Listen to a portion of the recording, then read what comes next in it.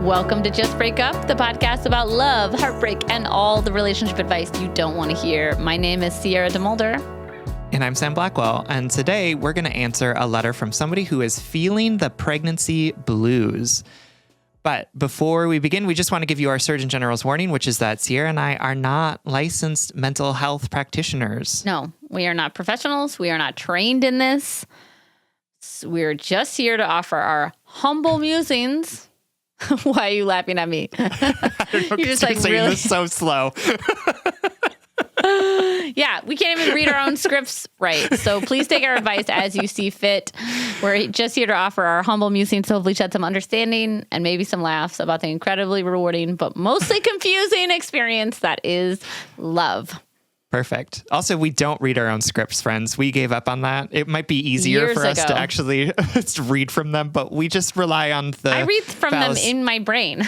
Yeah. Is that what that is? I go in my brain and I pull up the Google Doc and I'm like,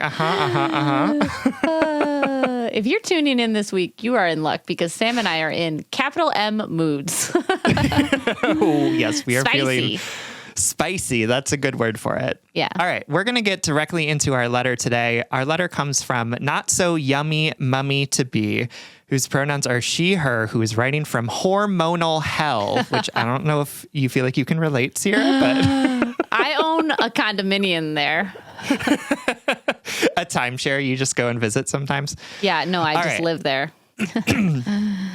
I appreciate the summary question that Mummy leads with, which is, am I actually unhappy or is it just a baby brain? Dear Sam and Sierra, from all my heart, thank you so much for your podcast. I've been a fan for years, but lately listening to you guys has sometimes been the only light on a dark winter's day, and your voices give me so much comfort. As for me, I'm in a serious long-term relationship with my boyfriend and I'm pregnant. Yay. Just to be clear, this baby has been very much wanted and is so loved already. I'm beyond grateful for this miracle. However, for several months now, I haven't felt particularly happy. I'm still excited about the baby. I just feel so lonely and somehow unappreciated in my relationship. I haven't really brought this up with my BF yet because I can't find the words, and more importantly, I'm not sure these feelings are actually valid and justified, or if I'm just dramatic. Because I definitely am sometimes. Pregnancy hormones have been hitting hard. I cry so much and really about stupid shit. Like when I forgot my towel for the gym, I was upset for the whole day, and it all felt very serious, even though it's like nothing. And I get angry too. This is not only exhausting, it also makes me question myself. I don't trust my own feelings anymore, and I don't want to blame my BF when my judgment might be clouded. Before I got pregnant, our relationship was 10 out of 10. Of course, it wasn't always just sunshine and rainbows, but I felt happy every day. I mean, otherwise we wouldn't have started a family. I trusted him completely, and we were still super passionate. Like, we would set our alarms at 5 a.m. so that we would have morning sex. Time out. And we both took... We need to talk about that. Okay, let's talk about it. Pause. Listen, as a new parent who is sleep deprived, but also like, you know, you do have to like schedule every fucking thing. That is the sexiest alarm clock I've ever heard of in my entire life. Because also, I mean, I don't know if I'm just speaking for myself here, but like at the end of the day, when I have traditionally thought we should be having sex, I'm like so tired and my hormones aren't there. Like, I don't know if anybody else experiences this, but like, man, why am I oversharing on Wednesday? But get horny in the morning. I feel more like jungly, you know, like ready to go. Yeah, I'm ready to go. I say jungly because that refers to like rainforesty, like, you know what I'm saying? Like, oh, yeah, like moist. in a mood. I told you, I warned you guys. That was the humid. It's getting humid in there. Humid. There we go. So I'm sure there's some doctor listening to us being like, oh my God, why am I listening to this show? But also being like, well, that correlates with the hormonal rise with your temperature and the day or something, you know.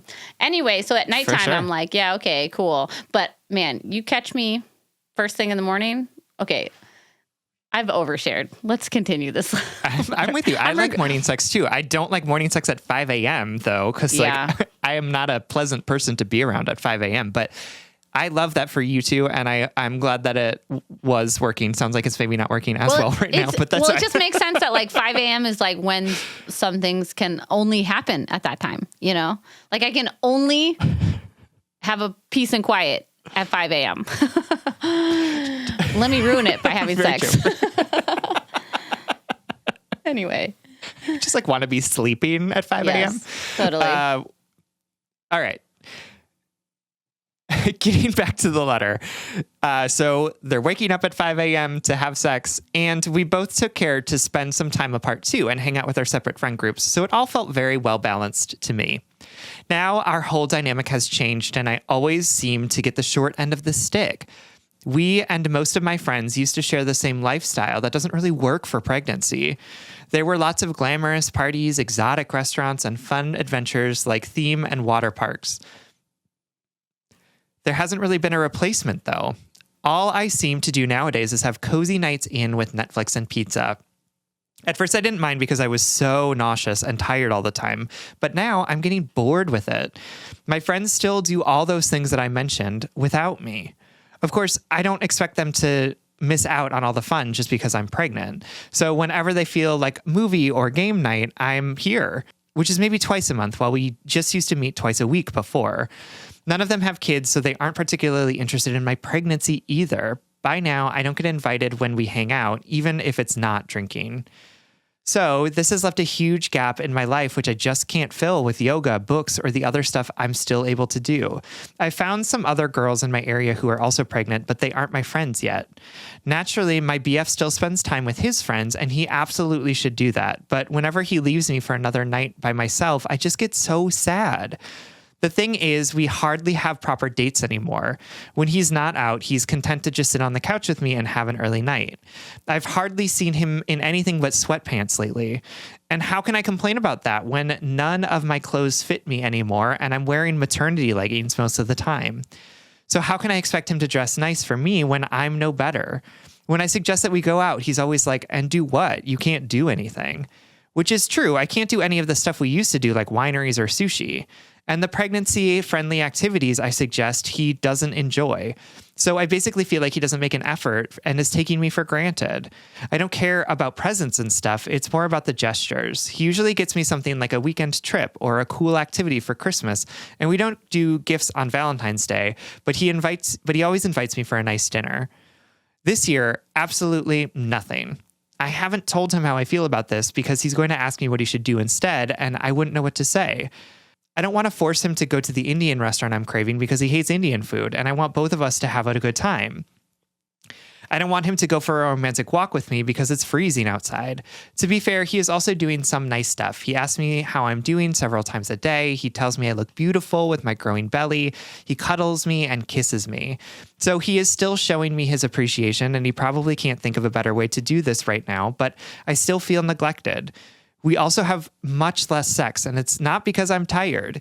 We can't do all the stuff we used to, and I guess it's a bit boring for him. There are also less opportunities because instead of morning sex, he now starts work a little earlier. Even though he keeps telling me that he's more attracted to me than ever, I feel hurt and less desired.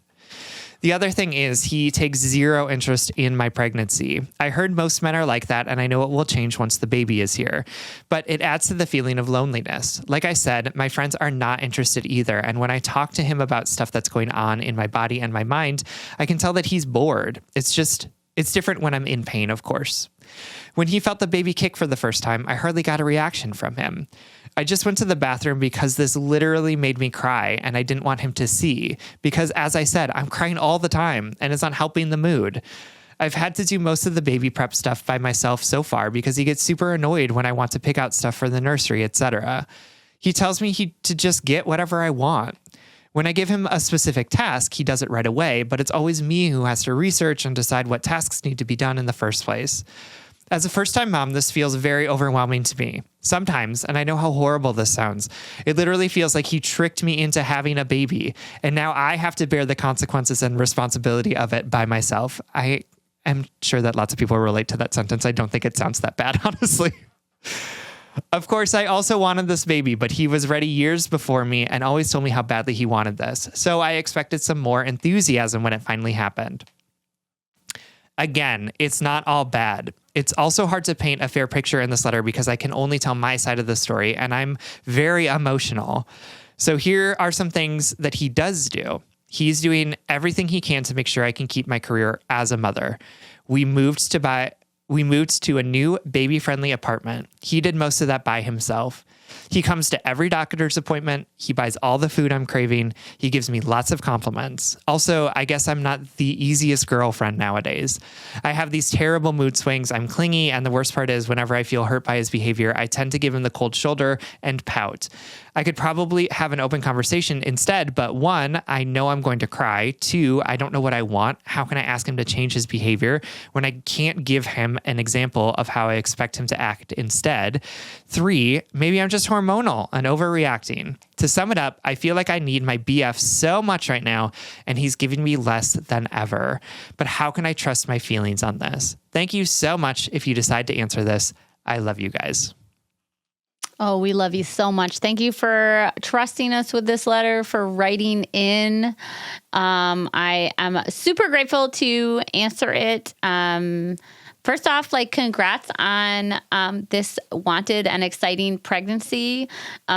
You are experiencing the beginning of this fucking wild transition that's going to rock your world in every which way. And it's like exciting, and it's terrifying, and it's grief filled, and it is isolating. And it's also like everybody wants to touch you instead of including like strangers. For sure. On top of that, there's like this hormonal smorgasbord that's going on inside you. That's just, making everything 3,000 times harder. So I definitely relate. I know you're dealing with a lot right now, and I'm super excited to dive into it. First, we're going to have a quick break, and then we'll get into it.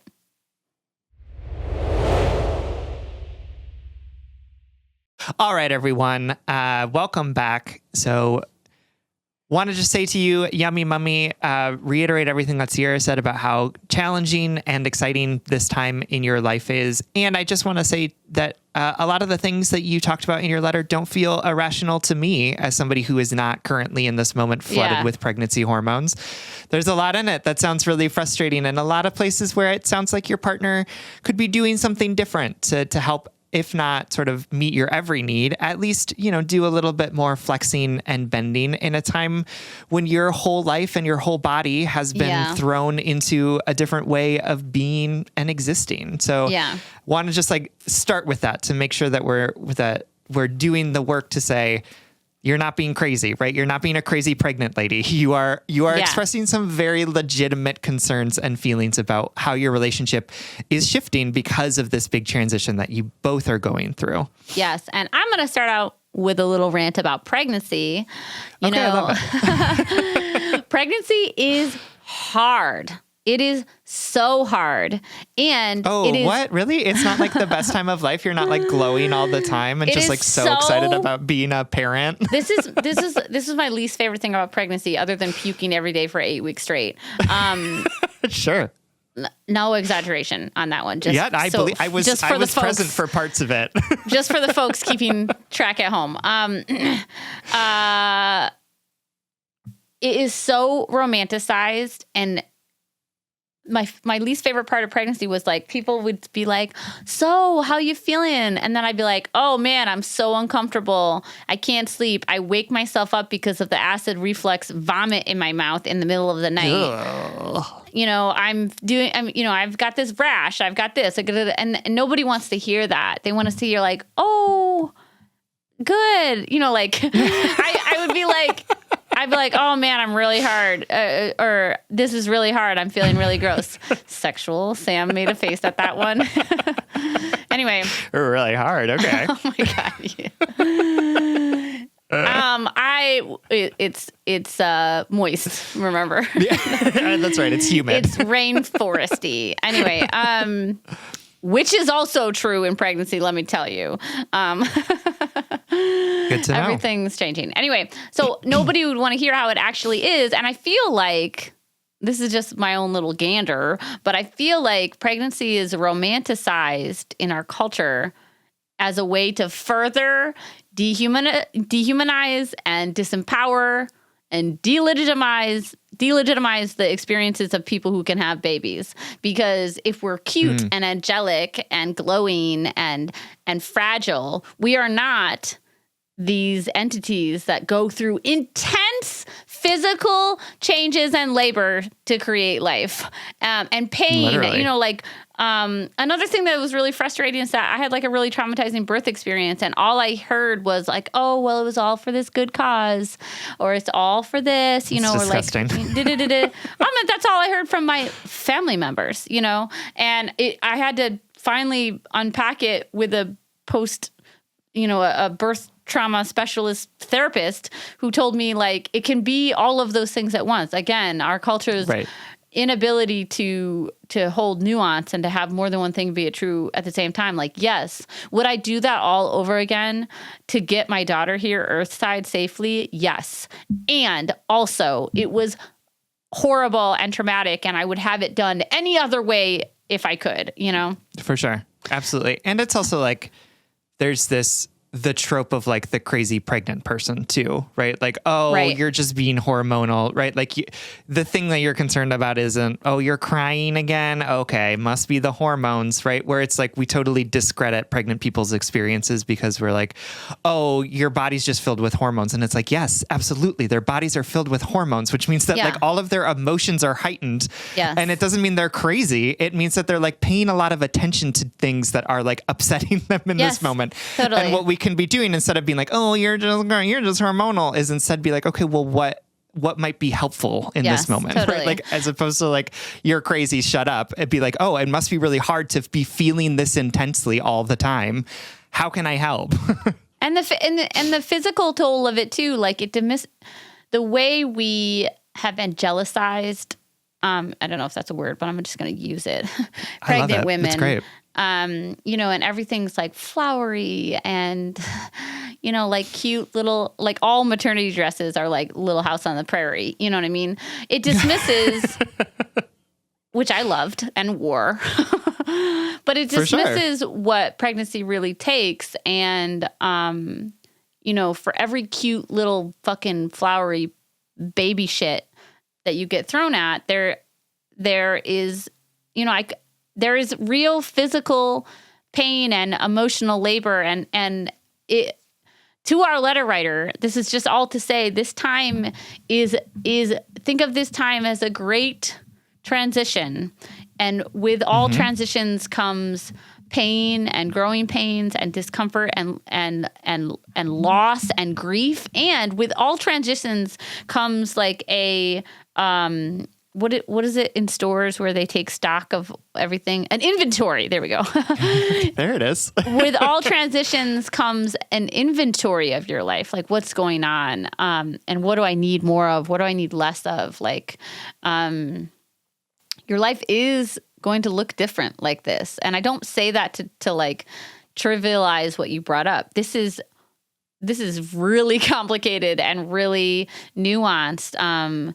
But the little things you shared about like not being able to go on the same type of dates or socialize in the same way, or people not being interested in your pregnancy, or like feeling friends pull away, like that is all so real and so relatable. I just want you to know that you're not alone in that. You're not being oversensitive about it, and like get ready for more of that. And I don't mean that in a depressing way. You know, I'm just trying to be realistic that like, with having a baby, or having, you know, bringing a child into your family in whatever way that looks like, comes a lot of grief, because I described it as like my whole mode of being in my relationship, in my life, in my work, in my friendships, the whole way I was interacting with my life up until I had the baby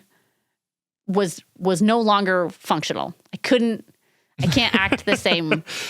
I'm not the same. I can't apply the same tools. I can't apply the same strategies. I don't have the same routines. And so I have to remake my whole mode of being. And obviously that might like, come back a little bit. It already has. Like I get little parts of myself or my old self back or in different ways. And I'm sure that will change when she's not quite so dependent on us. But I'm just trying to say this all in the most honest, blunt, and empowering way that I can, because I feel like, again, we romanticize pregnancy so much that we don't give the folks having the babies or bringing children into their lives enough credit for how much grief and emotional processing you have to do for who you were before this happened. Does that make sense? For sure.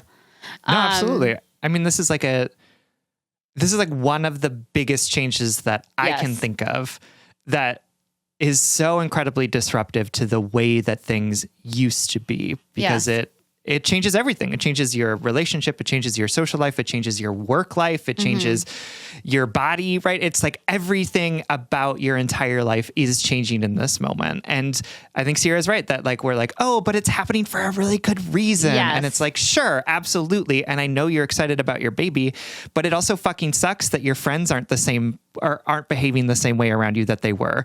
It fucking sucks that you can't have sex in the same way that you wanted to. It fucking sucks you can't sleep the same way, right? Like, you can hold both of those things at the same time, and you're not being irrational by mourning these things that are no longer available to you, right? You're not being a crazy pregnant lady because your friends are pulling away from you, right? You're not being a crazy lady or pregnant lady because like you don't want people to be touching you anymore, or your partner's not interested in the baby kicking, right? Like all of that stuff is like so understandable. Yeah. And it doesn't mean that you're like being a bad pregnant person, and it doesn't mean that you are being crazy. It just means that like this is an unimaginable amount of change that you're going through in this moment.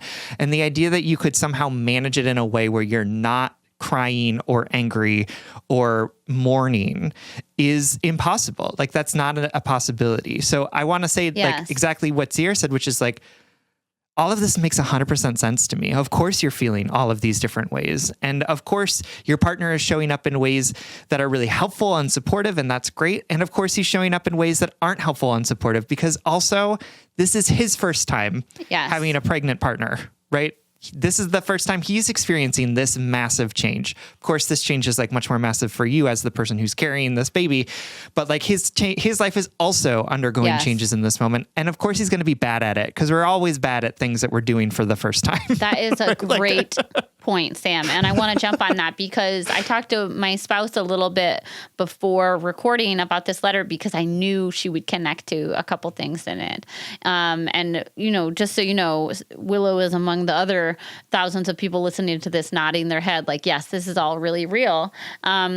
Willow said something that I really appreciated, though, because she said, you know, there are, of course, ways that he could probably support you more. There are ways that you are interpreting his support in one way or another. But she ultimately said, it's impossible for him to be as present and excited and in these feelings as you are. It is, you will, in child rearing situations where there is a birth parent and two partners, like the non-carrier partner will always be removed a little, you know, and there's grief in that for them as well. Like I know a couple non-carrier parents that are new, that are dealing with what does it mean to be a new parent that you didn't bring into, you know, you didn't carry or whatever. And it's just, I say that not to delegitimize your feelings, because it's a yes and. It's your feelings are valid. You have a ton of emotion or hormones going on, and your feelings are still valid, and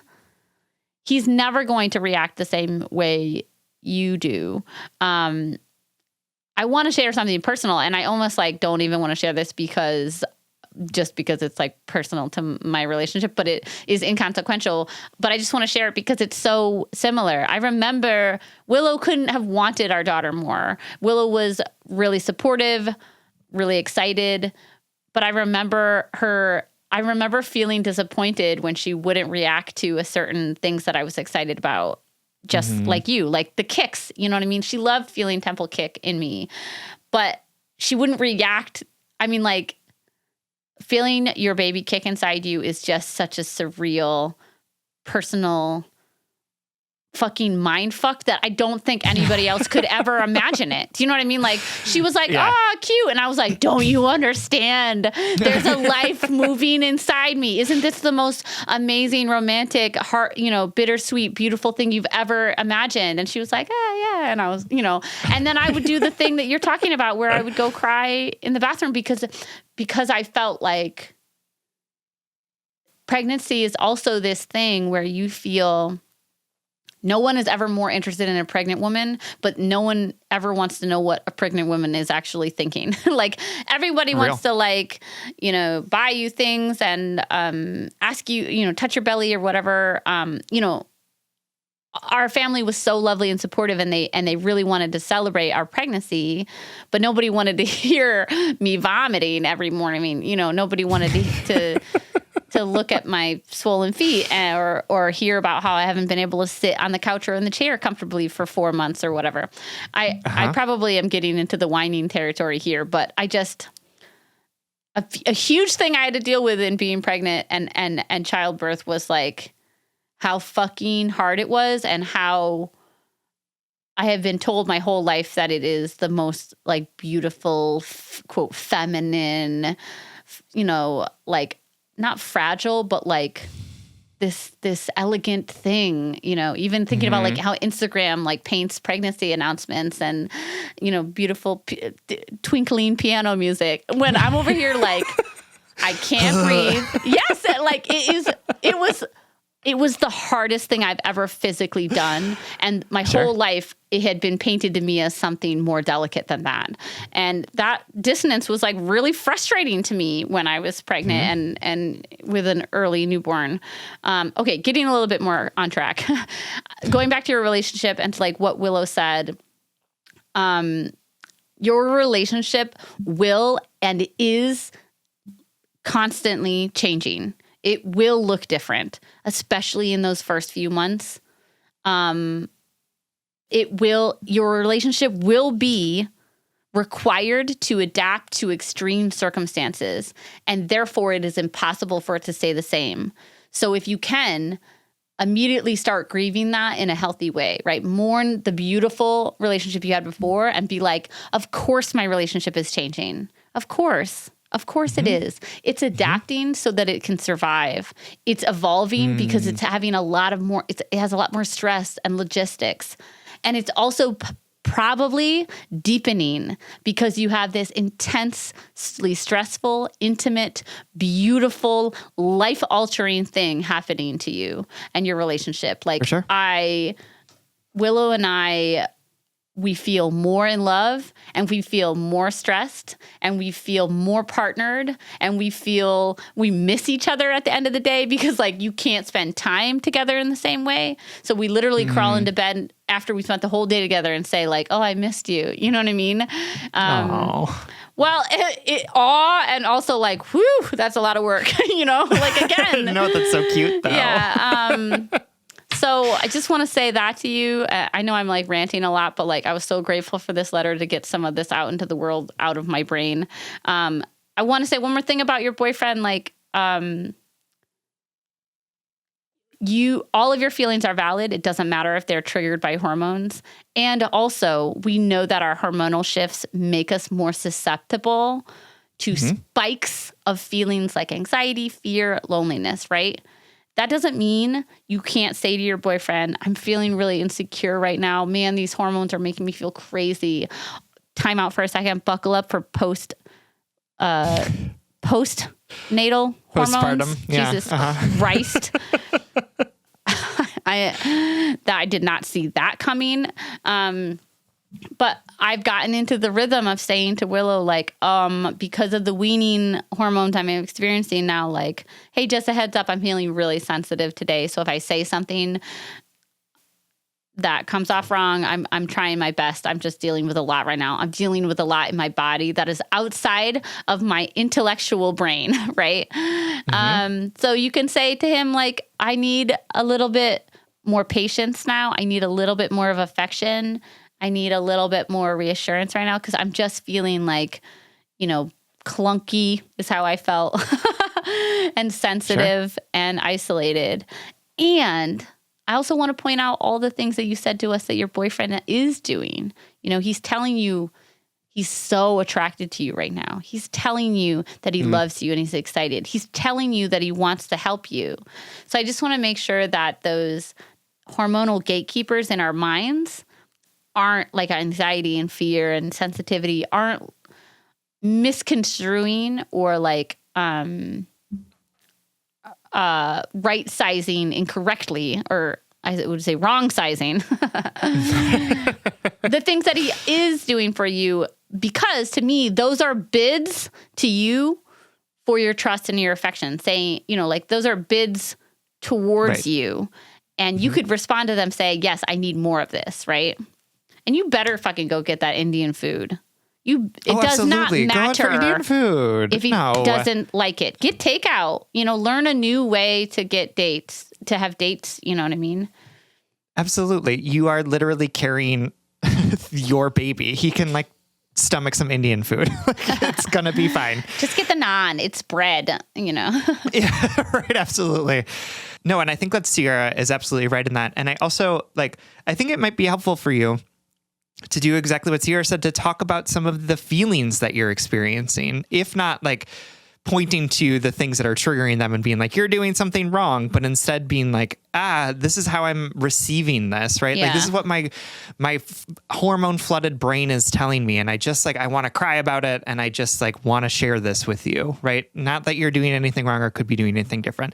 He could be doing some things different. Like, you can still go on dates. Like, you're not You're you not can a still leper. eat pizza. Like, you can't, I understand you can't eat sushi or drink, but you can still have. You actually can eat sushi. So that is a big misnomer in pregnancy. You should check out Emily Oster. She's a phenomenal resource on Instagram. She wrote a book called Expecting Better. And it's all about analyzing the actual research and data on pregnant people and the limitations of it, and seeing what you can, people in Japan eat raw sushi all the time when they're pregnant. Anyway, everybody can do their own research and make their own decisions. But Emily Oster is I honestly didn't eat sushi in my pregnancy, but I know plenty of women who did. Well, there you go. You can go eat sushi. Emily Oster, you could also or Prof. Emily Oster or something on Instagram. Definitely check her out. Continue. Sorry. Yes. So you can't eat sushi, but you could also go to a movie, right? Like, you could go to a soccer game, right? There's a bunch of things that you can still do, even though the things that you may have done on date nights previously aren't as available to you. And you can still be having sex even if that sex is boring, right? These are all things that I understand that you're. Yes. And I want to point out that I might be misreading this, but I think your sensitivity, your fears are assuming that he's bored, right? Has he ever said that? Absolutely. That's absolutely true as well. I want to point out that you're assuming that he's bored or unhappy. I mean, the comment about we can't do anything fun, that was a dick comment. And if I were his partner, I would have slapped him. Oh, I thought she said that. Saying. No, it says, when I suggest he goes out or we go out, he's always and do what? You can't do anything, which oh yeah, no, that sucks. I thought that was about the sex comment. No, okay, never mind. Oh no. But the rest of it is you're sort of assuming that he's bored, which makes also, sense, right? Buckle up, buddy. Tell me about what are you going to do in a couple months, my friend? Absolutely. You can go to McDonald's. Yeah. And so I do want to sort of just push back on this and just say that I think having some more conversation around this, even if you cry, even if it is hormone driven, even if you don't have a particular answer to this, may make you feel a little bit less alone, and to benefit him, might offer him some different ways of thinking or being that could be helpful in his quest to support you, right? Because that's what it sounds like he's trying to do. He's trying to be a supportive boyfriend, a supportive future parent. And he's getting things wrong, right? Because obviously he would, because this is the first time he's done this before. So what I feel from your letter is this idea that you have to close off because you're afraid that the damaged hormonal part of you is going to come flooding out and hurt everyone around you. And I just want to say I think that some of that can come out and you can express some of the ways that you're feeling about things in a way that can that isn't necessarily like, oh my God, you're such a horrible partner, but instead like, oh my God, this process is so hard. It is so challenging. And I'm looking for us to try some different ways to navigate through this in a way that's going to be supportive of me, recognizing that I'm not going to be able to get every need met because I don't even know what those needs are in this moment. Right. But I do want you to talk to him and I do want you to cry about it because like, it's okay. It's okay that you're crying. It's okay that you're hormone flooded because that's what your body is doing. Yeah. So have a conversation with him, talk to him about how you're feeling. And my hope and what I guess from how he's acting so far is that he'll respond in a way that is the best that he can. And you'll learn something about how to move forward from those conversations regardless. Yeah. And sorry, I interrupted you with Emily Oster like 80 times. She's just like a great resource. I also want to say one thing that like, I wish I had started. I wish, you do all these thoughts about what type of crib to get and, what are you going to feed them and how are you going to do sleep cycles and how are you going to decorate the room or whatever. I wish somebody had talked to me or told me to think a little bit more about how are we actively dividing up the mental load of parenting? It sounds like you're doing it a little bit already in that you're already internalizing all of that load without feeling comfortable saying, you need to help me make these decisions or you need to make these decisions and I'll make these decisions. That is a really stressful point in the transition to parenting because it's never been put on your relationship in this way before. And it's going to start like overnight. You know what I mean? Like you go from like 0 to 180 and all of a sudden you have this little thing to care for. For sure. And I know that historically, people, women, people who carry the baby, they do the majority of that parental decision making, the mental load of parenting, and that's just based off of studies on parents. And something that you can do to practice that, practice pushing against that, is recognize when you are gatekeeping the ability to make gatekeeping those decisions. I think we often go into like autopilot of like, okay, well, we got to get a car seat. I'll figure out what type of car seat it is. And then our anxiety takes over when we do delegate those decisions to other people. Then we're like, oh, did you look into this? Did you look into this? Did you put the diaper rash on, stuck cream on? Or did you just say that you did? Did you do it right? Did you put it in the right place? Man. Oh God. Nightmare. Well, it becomes like, think about like when Sasha came into this house, like you had rules, Sasha the cat. you had a system, baby. You had a system set up for how you wanted to acclimate him into this world, and you needed to communicate it to Peter, and you guys needed to make decisions around that. Times that by like 40,000 in the first week of having a newborn, and there's just a lot of points for conflict if you're not already practiced in A, delegating, and B, fully letting go of the reins and trusting your partner, trusting that your baby is going to be okay. Being patient and steadfast, knowing that all of this is temporary in that delegation, right? And that's the last thing I'll say. Parenthood reminds you, nothing else, that everything is just a moment. Everything is temporary. Every phase they go through, every fight you go through with your partner, every rough transition you have to learn a new behavior, it's just a moment. Everything is so temporary. I cannot believe that my baby's going to be 1 in a month. Like, I cannot believe how fast it has gone. And all of this tension that you're feeling right now, this conflict, this loneliness, this isolation, it's going to get harder. It's going to get easier. It's going to get more rewarding. It's going to get sleepier. You're on the fucking ride of your life right now. And I am here with you. Sam is here with you. And it's going to go by in just a moment. Everything's temporary. I don't say that to say like, oh, your feelings are invalid because they're temporary. I just say like, even when you're having conflict about like who changes the baby in the middle of the night, that conflict is a learning opportunity. It's a moment, and you're going to learn from it, and you're going to move on, if that makes sense. It's a really steep learning curve, and then you're running down that hill. Okay, my darling. Thank you for letting me rant about parenthood for 45 minutes. I picked this letter for a reason. I love you. Good luck. We're thinking about you. Thank you so much for writing. We love you. All right, everyone. Thank you so much for listening. Remember, if you want more content from us, you can always support us on Patreon. If for as little as $5 a month, you'll get an additional bonus weekly episode, as well as access to an ad-free primary episode. That's patreon.com/justbreakuppod. You can slide into our DMs, send us your favorite relationship memes, but most importantly, you can submit your questions about all matters of the heart at justbreakuppod.com, which is also where you can find our merchandise. Please remember to like, follow, subscribe, give us a 5-star rating and review wherever you get your podcasts. This literally keeps our mics on and helps us reach more brokenhearted souls who need 2 random strangers giving them relationship advice. Just Break Up is a production of Duvid Media, original music recording, editing, producing by All Magical Things by our good friend Spencer Worth Davis. And remember, y'all, your feelings are valid, right? The first step about getting through some emotions that are difficult is accepting them, is saying like, I have a right to feel this way. I have a reason to feel this way. Even if I don't like identify with it, even if I don't like it, even if it is coming from the most broken, most ashamed part of you. First, you have to invite that feeling in and say, oh, I'm feeling really isolated and sensitive right now. I don't like that about myself.